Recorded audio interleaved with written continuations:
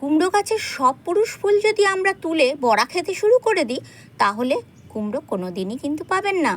কুমড়ো গাছের পুরুষ ফুলকে অন্তত একটা দুটো ফুল রেখে দেবেন, তাতে উপকারী পতঙ্গরা এসে পরাগায়ন করে দিতে পারবে, এবং যদি উপকারী পতঙ্গরা না আসে তাহলে সেই পরাগায়নটা আমরা হ্যান্ড পলিনেশনের মাধ্যমে করে দেবো।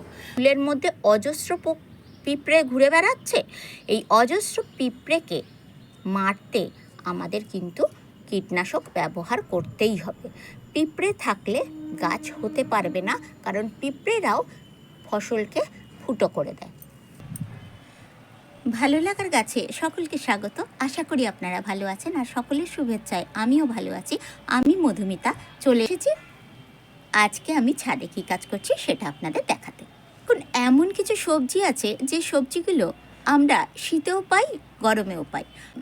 শীতে লাগালে সেটা বসন্তকাল পর্যন্ত চলে, আবার গ্রীষ্মে লাগালে সেটা পুরো বর্ষাকাল পর্যন্ত চলে। তো অটোমেটিক্যালি সবজিগুলো আমরা সারা বছরই পেয়ে থাকি। যেমন আমরা বাজারে গেলে সব সবজি সারা বছর পাই। তো এইভাবে যদি ছাদ বাগানেও আমরা সব সবজি সারা বছর পেতে চাই, তাহলে আমাদের একটু বুদ্ধি খাটিয়ে সবজি লাগাতে হবে। দেখুন, গাছটা যেভাবে হয়েছে ওর গোড়া একদমই রোদ পাচ্ছে না, তাই গোড়াতে রোদ পাওয়ানোর জন্য কুমড়ো গাছের তলা থেকে আমি পাতাগুলোকে কেটে দেবো।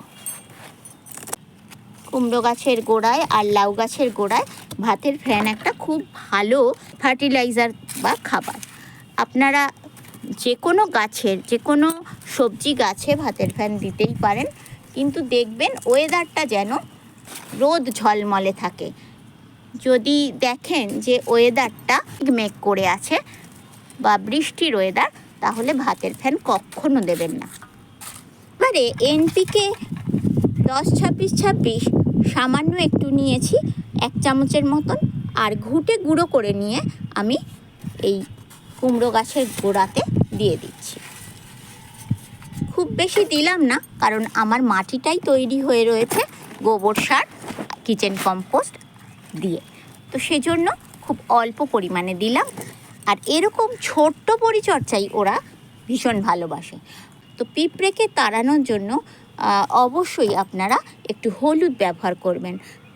গুঁড়ো হলুদ আপনারা এই গাছের গায়েও দিয়ে দিতে পারেন, পাতার উপরে উপরে, আর গাছের গোড়ার চারপাশেও মাটিতেও দিতে পারেন।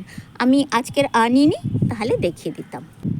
সবাই সুস্থ থাকবেন, ভালো থাকবেন, আর অবশ্যই ভিডিওটা লাইক করবেন আর সাবস্ক্রাইব করে আমার পাশে থাকবেন। বেল বটনটা অন করতে ভুলবেন না যেন। দেখা হচ্ছে পরবর্তী ভিডিওতে।